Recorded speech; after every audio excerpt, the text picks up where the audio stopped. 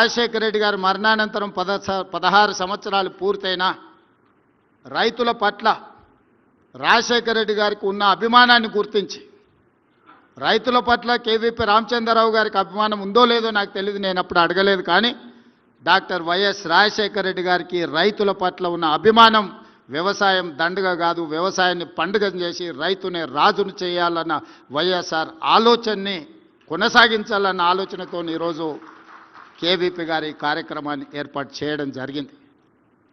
ఈరోజు కాంగ్రెస్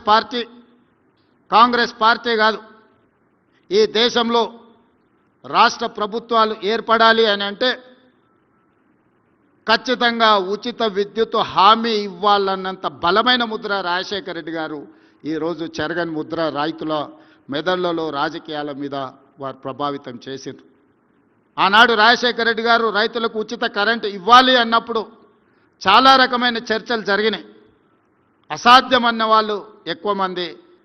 కానీ 2004లో మొదటిసారి కాంగ్రెస్ ప్రభుత్వం ఏర్పడిన ఉమ్మడి ఆంధ్రప్రదేశ్ రాష్ట్రంలో ఎల్బీ స్టేడియంలో వేలాది మంది సమక్షంలో మొట్టమొదటి సంతకం వైఎస్ఆర్ గారు రైతులకు ఉచిత కరెంటు ఇవ్వడమే కాదు, వేలాది మంది రైతుల మీద ఉన్న క్రిమినల్ కేసెస్ను తొలగించి 1300 కోట్ల రూపాయల ఆనాటికి విద్యుత్తు బకాయిలను ఒకే ఒక సంతకంతో రద్దు చేసిన నాయకుడు డాక్టర్ వైఎస్ రాజశేఖర రెడ్డి గారు.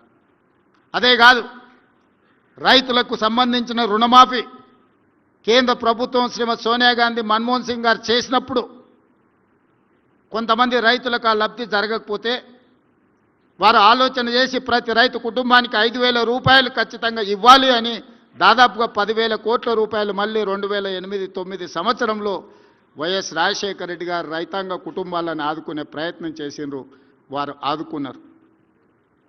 అదేవిధంగా రైతుల సమస్యలు ఎప్పుడొచ్చినా రైతులకే కాదు, ఎన్టీ రామారావు గారు ప్రారంభించిన 2 రూపాయల కిలో బియ్యం పథకాన్ని మళ్ళీ డాక్టర్ వైఎస్ రాజశేఖర రెడ్డి గారు 1 రూపాయికి కిలో బియ్యం ఇవ్వాలని నాకు తెలిసినంత వరకు జడ్చర్లలో డాక్టర్ మల్లురవి గారు, బట్టి విక్రమార్క గారి సమక్షంలో రాజశేఖర రెడ్డి గారు మళ్ళీ 1 రూపాయి కిలో బియ్యం పథకాన్ని రెండోసారి 1 రూపాయి తగ్గించి పేదలకు పట్టడి అన్నం పెట్టాలని ఆలోచన చేసిండు.